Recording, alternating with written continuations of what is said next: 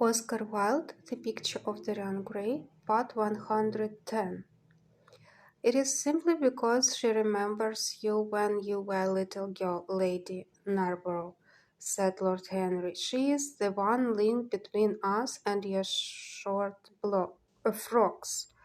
She doesn't remember my short frocks at all, Lord Henry, but I remember her very well at Vienna 30 years ago and how desolate she was then.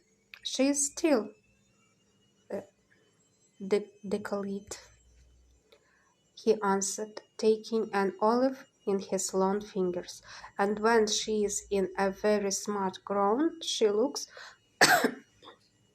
like an edition deluxe of a bad French novel. She is really wonderful and full of surprises. Her capacity for family affection is extraordinary. When her third husband died, her hair turned quite gold from grief. "How can you, Harry?" cried Dorian. "It is a most romantic explanation," laughed the hostess. "But her third husband, Lord Henry, you don't mean to say Farrell is the fourth?" "Certainly, Lady Narborough.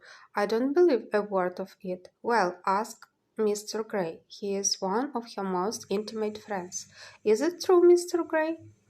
"She assures me so, Lady Narborough," said Dorian. "I asked her whether, like Margaret de Nevers, she had their hearts emblazoned and hung at her girdle.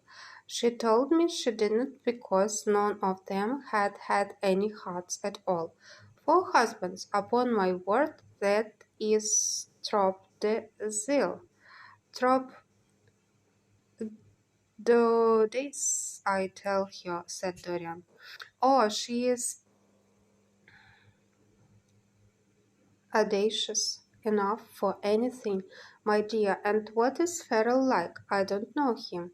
"The husbands of very beautiful women belong to the criminal classes," said Lord Henry, sipping his wine. Lady Narborough hit him with her fan. "Lord Henry, I am not at all surprised that the world says that you are extremely wicked.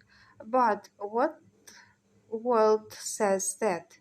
asked Lord Henry, elevating his eyebrows. "It can only be the next world. This world and I are on excellent terms.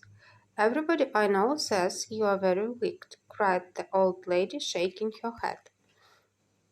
Lord Henry looked serious for some moments.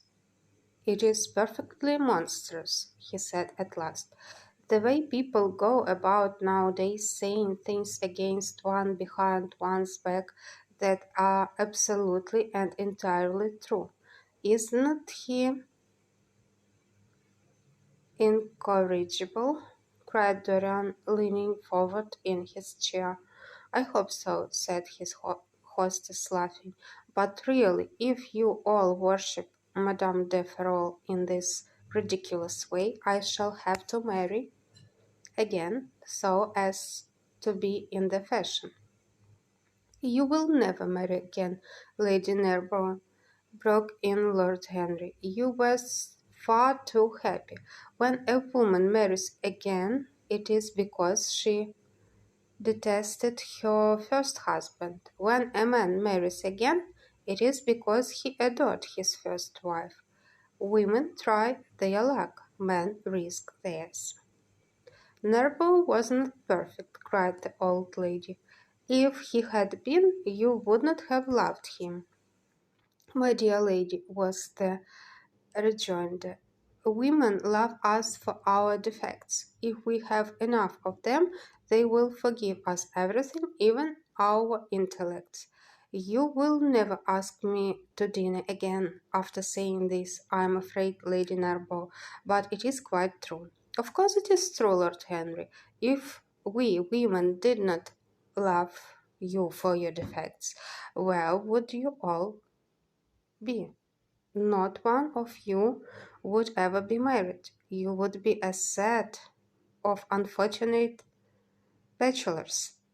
Not, however, that would alter you much.